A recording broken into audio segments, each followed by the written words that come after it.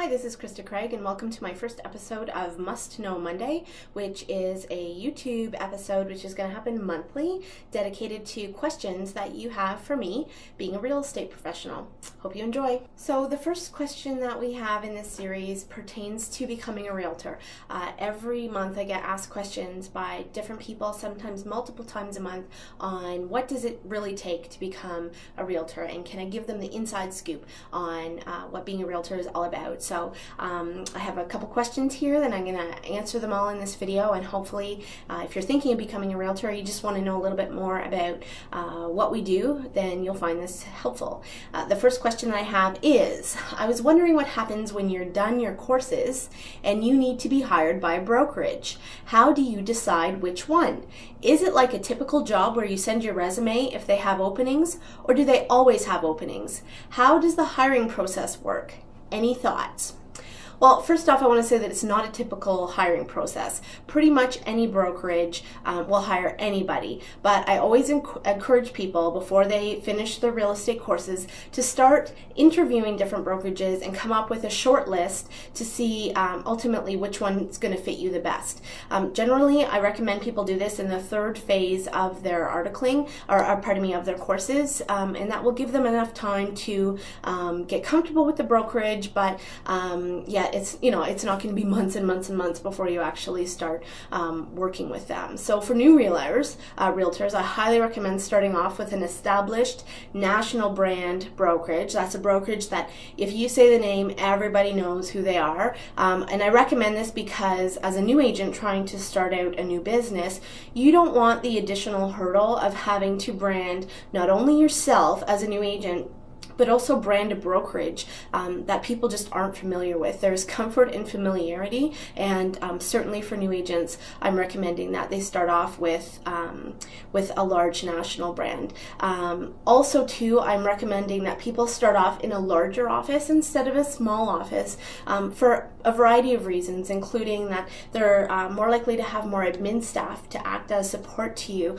Larger brokerages or larger offices are more likely to have in-house training, or even people who are specifically dedicated to offering training courses for both new and established realtors. And most full-time brokerages have a number of full-time administrative staff, which are just there to help you with the administrative side of your listings, which really can take up a lot of your time if you don't keep a handle on them. So the monthly fees, which with each of these national service brokers, are going to be about the same. So I wouldn't be too concerned about comparing costs from national brokerage to national brokerage. One place where people kind of get fooled sometimes is by what we in the industry call discount brokers, and those are basically brokers that offer you a very low monthly fee, but they don't really give you a lot in return. So it's kind of that old adage, you get what you pay for, and in this particular case, I really don't think that new agents need to deal with the additional hassle of doing all that back-end paperwork themselves when they're trying to put their time into getting to know the business and getting to know the market. And finally, like I said, I think that you should come up with a short list of brokerages who you'd like to work for. When you contact them, ask for the manager or a hiring lead. Some people have a team lead that are just dedicated to recruiting new staff. Set up an appointment with them, and when you're on the phone with them, let them know you're taking the courses and that you're meeting with various brokerages just to see which one fits you best. Word to the wise, each brokerage is going to want you. You're essentially a revenue source for them, so they're all going to try very, very hard to sell themselves to you. What's important for you is that you find a brokerage that feels right to you. Every brokerage has a different feel, a different atmosphere, but if you can find one that feels like it's in tune with the way that you like to work and the atmosphere that you like to work in, then you're golden. And the only way that you're going to be able to find this out is by actually touring those different brokerages and meeting with the staff that's working full-time at that brokerage. They're going to be the best gauge of what the overall brokerage is going to feel like. So the next question is, I'm guessing that by being hired by a brokerage, you would still work from home and you would only pay for office space or rent if you needed it. What type of things do your fees include? So monthly fees will be similar, like I mentioned, at most full service national brokerages. Again, don't be fooled by the brokerages with lower fees. Those are typically discount brokerages, and you definitely get what you pay for. And I have to say that having a strong admin support is worth every dollar that you pay for. Different brokerages have different fee structures. Some charge office space, others don't. Some give cubicles to everyone. Others don't provide office space to anyone, but they'll provide offices to their top producers. Different brokerages, like I said, have different things. For example, my last brokerage, the basic fees were fairly low. They were only about $50 a month, but on top of that, I had to pay for all my photocopying, all my faxing, any letterhead that I was using. I had to pay for my own business cards, and if I wanted to rent an office, then that rental was on top of my basic monthly fee.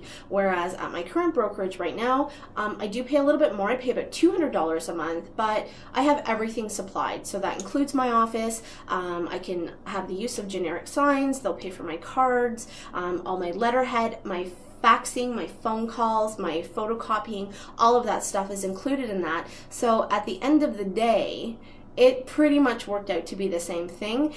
It's just might be different who you're physically paying that money to, whether or not you're paying your photocopying to Staples, or whether or not you're paying it to your brokerage, or whether or not your brokerage is providing it to you, but you're paying a little bit more. At the end of the day, all national service brokerages within an area tend to be about the same dollar amount.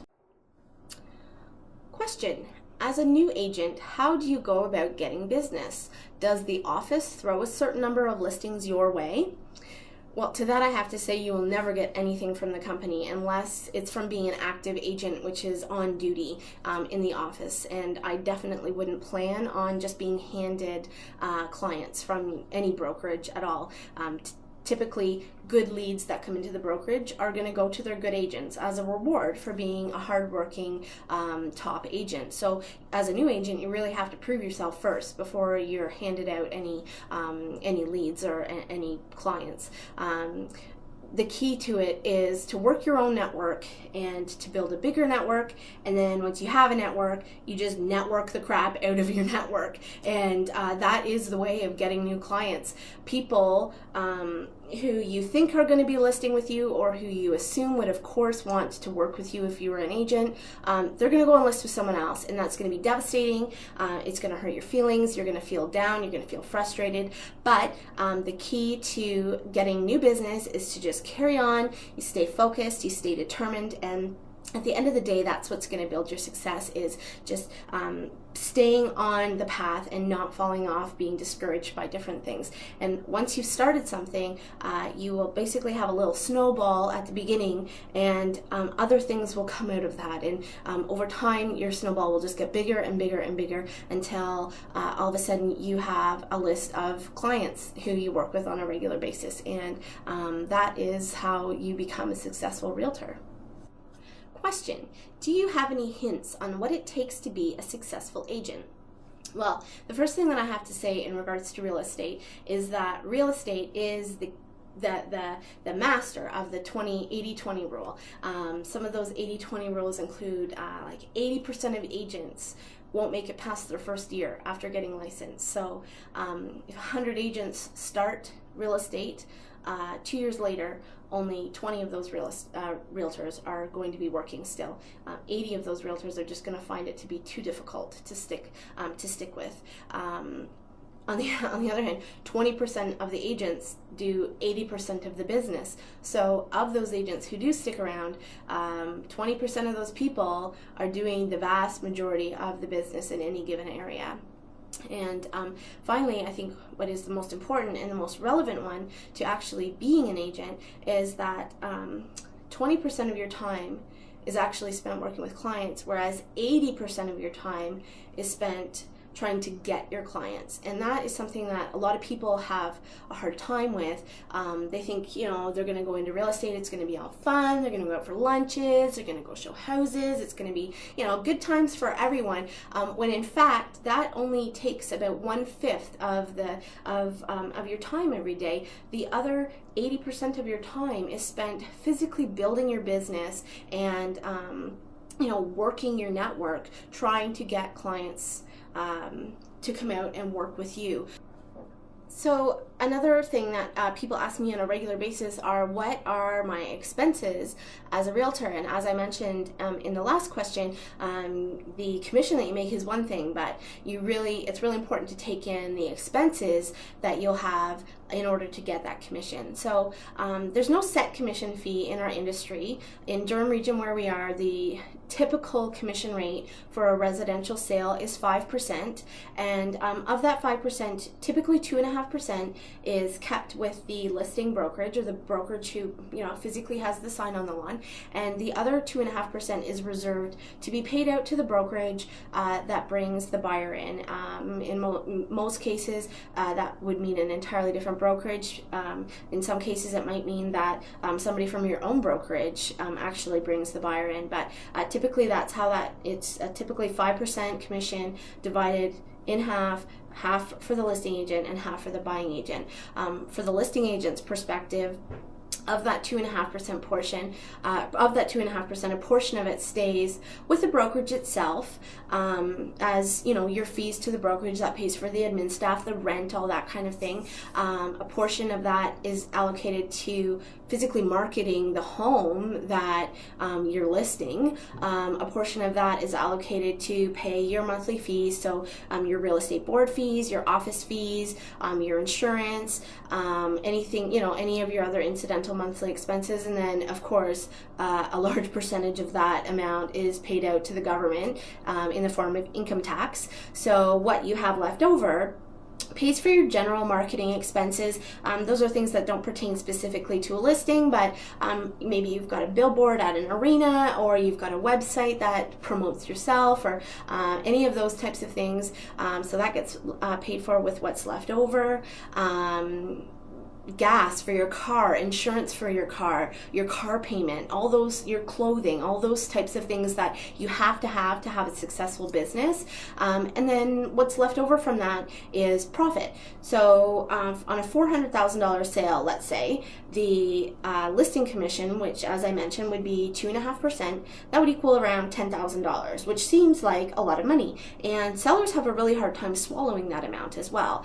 But once you've paid all those things out, me, for example, I generally profit about 35 to 45% of that amount. So if I'm making $10,000 in, if I bring $10,000 in commission for my end of the sale, in my pocket at the end of the day is maybe $3,500 or $4,000 or something like that, and that is what I use to pay my living expenses. So you know, that's what pays my mortgage and all that other thing. But thinking of it as $10,000, it seems like a lot, but $3,000 or $4,000 is really not, especially considering that most agents are only doing about 5 deals a year. So you know, if that's the case, then they're basically working for minimum wage when it boils down to it. On the other hand, there's a lot of other agents that make a ton more money, but that being said, they're working way more than 40 hours a week. They're constantly on call for their clients,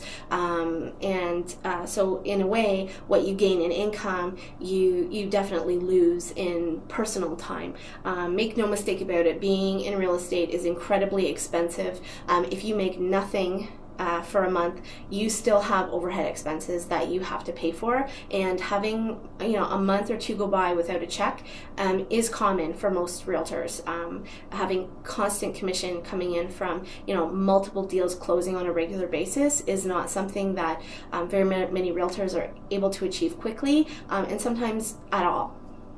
Really, anyone who is willing to just dedicate themselves to their career is going to flourish, and I feel an immense amount of pride when I stop to realize everything that I've accomplished over the last 10 years. Obviously, that was done with the support of my family and my friends, and most importantly, my husband, who's stuck by me through the thick and thin of everything. But at the end of the day, I also realized that it was me who put the work in and to get where I am today, and that makes me very proud of what I've been able to accomplish. If you're considering a career in real estate, I hope that you found this video helpful, and once again, thanks for stopping by for this episode of Must Know Mondays. I'm Krista Craig, and I'll see you next time.